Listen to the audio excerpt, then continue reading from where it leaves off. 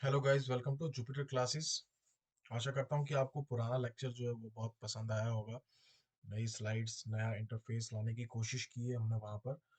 ठीक है। तो उसके बाद हम्म, मैं ये भी आशा करता हूँ कि आप सभी बेस्ट होंगे। बहुत कम लोगों ने कमेंट किया है एमसीक्यूज की सीरीज में। उसमें तो एक ही क्वेश्चन मैंने पूछा था जो थोड़ा सा फ्रैंक था। तो सभी लोग आंसर दो यार, कहाँ से कौन कौन कहाँ से रहने वाले हैं। ठीक है। तो आज जो हम डिस्कस करने वाले हैं वो इन्वायरमेंटल चेंजेस के बारे में डिस्कस करने वाले हैं। और वो जो इन्वायरमेंटल चेंजेस हैं वो कंसर्न है हमारे जम्मू कश्मीर से, हमारे प्यारे जम्मू कश्मीर से। ठीक है। सबसे पहले तो आप सभी को बताऊं कि जम्मू कश्मीर पूरी दुनिया में माना गया है for its scenery, for its beauty, इसके मेडिसिनल प्लांट्स। उसके बाद यहाँ की जो स्पीशीज हैं, animal species, plant species, wetlands, इनसे जाना जाता है जम्मू एंड कश्मीर। ठीक है। लेकिन अब कुछ इन्वायरमेंटल चेंजेस की वजह से, ह्यूमन इंटरप्शन की वजह से, जिसकी वजह से क्लाइमेट चेंज हो रहा है, डिफॉरेस्टेशन हो रही है, हैबिटेट फ्रेगमेंटेशन हो रही है, उससे इन्वायरमेंटल चेंजेस जितनी भी हैं वो क्या क्या आ रही हैं जम्मू कश्मीर में, इन चीज़ों के बारे में डिस्कस करेंगे हम। और डेटा बेस्ड कुछ हमारे पॉइंट्स होंगे, उनको भी हम देख लेंगे। ठीक है। तो इसमें है फिलहाल, तो पहला इम्पैक्ट क्या है क्लाइमेट चेंज का रीजन में। तो क्या क्लाइमेट चेंज का इम्पैक्ट हो सकता है। ठीक है। एक तो एक्सट्रीम वेदर इवेंट्स, दूसरा अल्टर्ड इकोसिस्टम, और तीसरा ग्लेशियल रिट्रीट। ग्लेशियल रिट्रीट का क्वेश्चन जो था वो मैंने एमसीक्यूज में भी पूछा था। कई सारे बच्चों ने उसका सही आंसर दिया भी है कमेंट में। मैंने तो बताया भी था, बट ऐसे बच्चों ने दिया भी है। ठीक है। अब एक्सट्रीम वेदर इवेंट्स जो थे वो क्या क्या थे, हमने पहले देखा था 2013-14 में फ्लड्स यहाँ पर आए थे बहुत ज्यादा। वो किस वजह से आए थे? That is the impact of climate change. और पार्टिकुलरली जम्मू एंड कश्मीर में फ्लड्स आ रहे हैं, तो इसका मतलब ये हो सकता है कि ह्यूमन इंटरप्शन की वजह से हम जो छेड़खानियां करते हैं क्लाइमेट के साथ, एनवायरनमेंट के साथ, उनकी वजह से ये इम्पैक्ट जो है हमारे रीजन में थे। उसमें क्या क्या? फ्रीक्वेंट फ्लड्स, उसके बाद लैंडस्लाइड्स।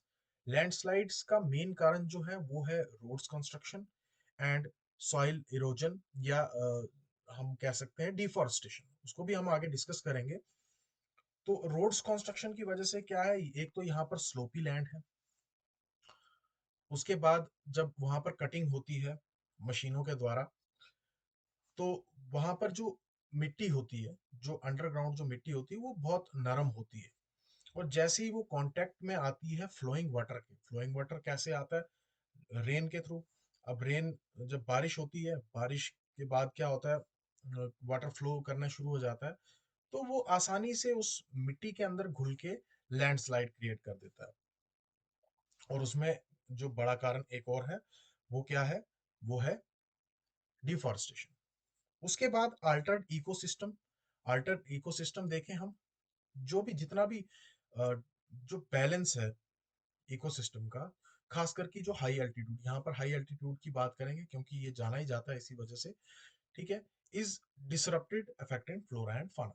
जितनी भी यहाँ की फ्लोरा एंड फाना है, उसको अल्टर्ड इकोसिस्टम, जो बदला हुआ इकोसिस्टम है, क्योंकि इमेज बदलता है ना इकोसिस्टम या इकोलॉजिकल बैलेंस जो है, ये एक लॉन्ग प्रोसेस है।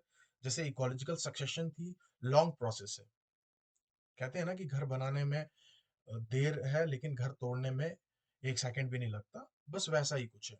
जब इकोसिस्टम जो है वो अल्टर्ड हो जाता है, अल्टर्ड का मतलब कि एक ही दम में वो चेंज हो जाता है वहाँ की किसी भी रीजन की फ्लोरा या फाना के लिए, तो वहां पर जो है डिस्ट्रक्शन होता है, हैबिटेट का डिस्ट्रक्शन भी होता है, और चेंजेस भी बहुत सारे आते हैं जो नेगेटिव चेंजेस होते हैं। और उसके बाद ग्लेशियल रिट्रीट जो है ये हमने पढ़ा भी है। ठीक है, ये खुद से देख लेना। नेक्स्ट हमारा जो है डिफॉरेस्टेशन और इसके कॉन्सिक्वेंसेस क्या है। डिफॉरेस्टेशन की वजह से क्या हुआ, अभी हमने डिस्कस भी किया। सॉइल इरोजन और फ्लड्स जो है ये यहाँ पर देखने को मिले हमें, जिसकी वजह से जितने भी फॉरेस्ट रिसोर्सेज थे वो भी डैमेज होने लगे। और 14,000 हेक्टेयर जो फॉरेस्ट एरिया था वो एनक्रोच हो चुका है। मतलब वहां पर या तो ह्यूमन रह रहे हैं या फिर डिफोरेस्टेशन वहां पर हुई है, उसको एनक्रोचमेंट कहते हैं। एंड एज पर 2017 की जो रिपोर्ट थी फॉरेस्ट सर्वे ऑफ इंडिया की, इसको ध्यान में रखेंगे, क्वेश्चन में भी आ सकता है आपके एग्जाम में। फॉरेस्ट सर्वे ऑफ इंडिया की जो 2017 की जो रिपोर्ट थी, उसमें जो फॉरेस्ट एरिया जो है वो 10% रह गया। अभी हमने एमसीक्यूज में डिस्कस किया था ना, एमसीक्यूज में जब डिस्कस किया था तो क्या वहां पर क्या दिखाया था, वहां पर दिखाया था कि 30% है, लेकिन यहाँ पर 10% दिखा रहा है। मतलब वो जो डेटा था वो पुराना था और ये डेटा अब नया है, 2017 का रीसेंट डेटा है, ठीक है। जिसकी वजह से जो रिक्वायरमेंट्स, इसका रीजन क्या है, मेन काज क्या है इसका, जो हाउसिंग और इंफ्रास्ट्रक्चर है। और ये हाउसिंग और इंफ्रास्ट्रक्चर जो है ये किसके लिए चाहिए, ये ह्यूमंस के लिए चाहिए। ह्यूमंस को क्यों चाहिए, ह्यूमंस को इसलिए चाहिए क्योंकि पॉपुलेशन जो है वो बहुत ज्यादा हो रही है, पॉपुलेशन इज एक्सप्लोडिंग। तो इस वजह से जितने भी डेवलपमेंटल प्रोडक्ट प्रोजेक्ट्स हैं या हाउसिंग जितनी भी है वो इंक्रीज हो रही है और बहुत ग्रेजुअली इंक्रीज हो रही है। इसकी वजह से यहाँ पर जो डिस्ट्रक्शन है फॉरेस्ट का, ये हैपनिंग में है। अब इसके कॉन्सिक्वेंसेस क्या, कॉन्सिक्वेंसेस का मतलब इसके इफेक्ट्स क्या क्या हैं। मेनली जो इसके इफेक्ट्स होंगे वो क्या होंगे, वो नेगेटिव इफेक्ट्स होंगे। तो पहला इसमें जो है टेम्परेचर, हम सबको पता है कि जो फॉरेस्ट जो है वो हेल्प करते हैं to maintain the temperature of earth. और इसकी वजह से क्या होगा, टेम्परेचर इंक्रीज हो रहा है। अभी अब पिछले साल का देखोगे आपकी बहुत ज्यादा गर्मियां थी, वो टेम्परेचर जो इंक्रीज हो रहा है वो यही डिफॉरेस्टेशन उसका काज है। दिस इज द ओनली काज। उसके बाद सॉइल इरोजन, ये हमने डिस्कस भी किया। जब जो ट्री कवर है उसका वो अगर नहीं होगा तो सॉइल इरोजन होगा, जिसकी वजह से एग्रीकल्चरल प्रोडक्टिविटी और वाटर क्वालिटी जो है वो भी खराब होगी। आप हमारे चिनाब को देख लो, जो जितनी भी ये NHIDCL की जो ये रोड्स बन रही हैं, डेवलपमेंटल प्रोजेक्ट है, अच्छी बात है एक हिसाब से, लेकिन इसके कॉन्सिक्वेंसेस क्या है। जितना भी मक जो है, मक डंपिंग जो भी हो रही है वो हो रही है चिनाब में। तो चिनाब का कलर ही देख लो, बिल्कुल चेंज हो गया। That is due to soil erosion. और इसकी वजह से इम्पैक्ट किस पे पड़ रहा है, एक तो हमारी जो लैंड इकोसिस्टम है, टेरेस्ट्रियल इकोसिस्टम है, उस पे भी इफेक्ट पड़ रहा है। हैबिटेट फ्रेगमेंटेशन हो रही है, बर्ड स्पीशीज भाग रही हैं, क्योंकि पेड़ नहीं है तो बर्ड्स कहाँ से रहेंगे। जो लैंड स्पीशीज जितनी भी हैं वो या तो लोगों के साथ, लोगों के जहाँ पर लोग होंगे वहां पर रह रहे हैं, वहां पर आ रहे हैं, और इसकी वजह से भी बहुत सारा न्यूजेंस क्रिएट हो रहा है। उसके बाद इकोसिस्टम जो है, एक्वेटिक इकोसिस्टम, वहां पर भी इफेक्ट पड़ रहा है। अब इतनी ज्यादा मिट्टी एक ही बार में अगर पानी में डाली जाए, वहां की मछलियां जो है, वहां के और जो जीव प्राणी जो है, उन पे इफेक्ट पड़ेगा, ठीक है। उसके बाद लॉस ऑफ हैबिटेट, हैबिटेट का लॉस जो है ऑफ कोर्स होगा। फ्रेगमेंटेशन की मैंने अभी बात की थी, और हैबिटेट लॉस जो है ये भी सेम ही चीज है। बस हैबिटेट लॉस का मतलब क्या, जब किसी के पास अपना घर नहीं रहेगा तो वो हैबिटेट लॉस है, फिर वो इधर उधर भटकता है। तो वैसे ही जितने भी जानवर हैं और बर्ड स्पीशीज जितनी भी हैं वो इधर उधर भटक रही हैं, तो वो अब कहाँ पर आ रही हैं, सिविलाइज्ड जो एरियाज हैं हमारे यहाँ पर आ रहे हैं, क्योंकि उनको जगह ही नहीं है, जंगल में भी कुछ नहीं मिल रहा। और इसकी वजह से जो स्पीशीज की डाइवर्सिटी जो है वो डिक्रीज हो रही है। ये समझ में आ गया होगा मेरे ख्याल से आपको। नेक्स्ट आगे बढ़ते हैं। वाटर स्कैरसिटी एंड पोल्यूशन, ये भी एक मेन काज है environmental, negative environmental changes in Jammu and Kashmir का। यहाँ पर एक स्टडी की बात हुई है श्रीनगर की, जो directorate of environment ecology and remote sensing है, उसमें बताया हुआ है कि डल लेक जो है एस्टिमेटेड टू हैव श्रंक, मतलब वो कम हो गया है। पहले वो 2547 हेक्टेयर था 1971 में, और 1620 रह गया वो 2008 में, ठीक है। तो अब ये जो है ये में पूरा 50%, एक हिसाब से कह सकते हैं ना 50% डिक्रीज आया, 50% श्रिंकिंग हुई है। तो अगर ये इतने सालों में ये हो रहा है, अब तो पॉपुलेशन एक्सप्लोजन भी है। पॉपुलेशन एक्सप्लोजन होगा तो मेन ये कह सकता हूँ कि 20 या 25 साल में आगे फिर ये कुछ नहीं तो 620 हेक्टेयर ही रह पाएगा। तो पॉपुलेशन भी ज्यादा है, पानी की कमी भी है, और ये हमारा हेरिटेज है और खूबसूरत वेटलैंड है। ये तबाह तो हो गई होगी, क्योंकि पोल्यूशन जो होगा, सारी गंदगी जो होगी वो डल लेक में होगी, तो इसकी वजह से काम खराब। उसके बाद जो वेटलैंड इंटरनेशनल साउथ एशिया जो है, इसकी रिपोर्ट जो है वो कहती है कि वुलर लेक जो है वो 45% जो है वो श्रिंक हो गया है। तो ये एक ही सेम बात है, ये भी 45 है, करीब करीब 45 है, और ये भी 45% है। तो अगर आपको क्वेश्चन आता है कि according to which directorate Dal lake has shrunk from this to this, तो आपको ये डायरेक्टोरेट जो है ये याद रखना है। और उसके बाद वैसे ही अगर इसका पूछ लिया, या अगर आपको परसेंटेज पूछ ली जाती है वहां पर, इसका ध्यान रखना, या फिर आपको नंबर्स पूछ लिए जाते हैं, या काजेज भी, इनके जो कॉन्सिक्वेंसेज हैं वो भी पूछ सकते हैं आपको। इसकी वजह से अब आपको समझ आ गया ना वाटर स्केर्सिटी और पोल्यूशन का।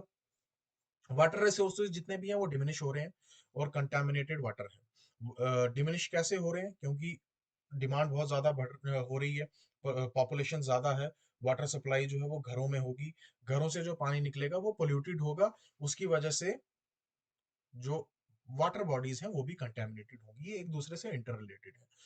उसमें मेन रोल जो है वो इंडस्ट्रियल भी रहता है। खैर यहाँ पर उतनी ज्यादा इंडस्ट्रियल डोमिनेंस है नहीं, लेकिन फिर भी जो भी हो रहा है वो बहुत ज्यादा है। नेक्स्ट आगे बढ़ते हैं। Loss of biodiversity. बायोडाइवर्सिटी का जो लॉस है ये भी एक environmental change है, due to habitat destruction and animal poaching is also a major concern for environmentalists in Jammu and Kashmir। Animal poaching जो है, ठीक है, एक तो हंटिंग होता है, हंटिंग भी शिकार करना होता है और पोचिंग भी शिकार करना होता है। ये आप कमेंट में बताना, लेकिन पोचिंग और हंटिंग में डिफरेंस है, वो डिफरेंस क्या है ये आप बताएंगे। अब ये जो लॉस ऑफ बायोडाइवर्सिटी किसकी वजह से, एक तो हैबिटेट डिस्ट्रक्शन और एनिमल पोचिंग जो है, ये भी एक बहुत बड़ा कंसर्न है। एनिमल पोचिंग इसलिए कह सकते हैं क्योंकि यहाँ पर शिकार करना बहुत आम है, तो इस वजह से जितनी भी बायोडाइवर्सिटी, यहाँ पर तीतर मारेंगे, चकोर मारेंगे, बहुत सारे और जंगली जंगली मुर्गे हैं उनको मारेंगे, तो यहाँ पर सिर्फ मारने और खाने का काम है, उनको बचाने का बिल्कुल भी काम नहीं है। उनका भी राइट है कि वो रहें, अपनी हैबिटेट में रहें और जिंदा रहें, जैसे हमारा है। अगर हमारा कोई शिकार करने लग जाए फिर तो हम जुलूस निकालेंगे, है ना। वैसे ही वो तो जुलूस नहीं निकाल पाते, वो बेजुबान है, लेकिन उनकी जो प्रोटेक्शन है वो हम कर सकते हैं। हमारे अंदर इतना दिमाग है, तो हम किसी अच्छे यूज के लिए तो यूज कर सकते हैं उसको, है ना। और ट्रीज जो है उनकी कटिंग और डिप्लीशन जो है फॉरेस्ट कवर का डिप्लीशन का मतलब जो उनकी डेंसिटी है फॉरेस्ट कवर की वो बहुत कम हो रही है। तो इसकी वजह से भी कुछ प्लांट स्पीशीज और एनिमल स्पीशीज भी ऑफ कोर्स जो है उनको वो थ्रेटन हो रही है। और इनके क्या क्या पॉइंट्स हैं, एक तो हैबिटेट फ्रेगमेंटेशन है, ये भी मैंने आपको लास्ट कुछ वीडियोस में बताया था। इंडेंजर्ड स्पीशीज की आगे हम बात करेंगे, जो रेडी टू एक्सटिंक्ट हैं उनको बोलते हैं इंडेंजर्ड स्पीशीज, बहुत कम बची हुई है जो, है ना। और ecosystem disruption, disappearance of keystone species, जो जरूरी स्पीशीज जितनी भी हैं, अगर वो डिसअपेयर हो गई तो इसकी वजह से इकोसिस्टम का डिसरप्शन हो जाता है, इकोसिस्टम खत्म ही हो जाता है बिल्कुल। ओके, आगे बढ़ते हैं। ये कुछ इंडेंजर्ड स्पीशीज हैं according to international union of conservation of nature. Red data book जो है, रेड डेटा बुक जो है, ये आप कमेंट करेंगे कि रेड डेटा बुक जो है वो उसका मतलब क्या है। आईयूसीएन की फुल फॉर्म मैंने आपको बता दी। इसमें कुछ अगर आपको साफ दिख रहा होगा, स्नो लेपर्ड जो है वो रीजन क्या क्या है उसका, कहाँ कहाँ पाया जाता है, लद्दाख, कश्मीर और जम्मू में, और ये इंडेंजर्ड है। वैसे ही कॉमन लेपर्ड जो है ये भी इंडेंजर्ड है। ब्राउन बियर जो है ये भी इंडेंजर्ड है।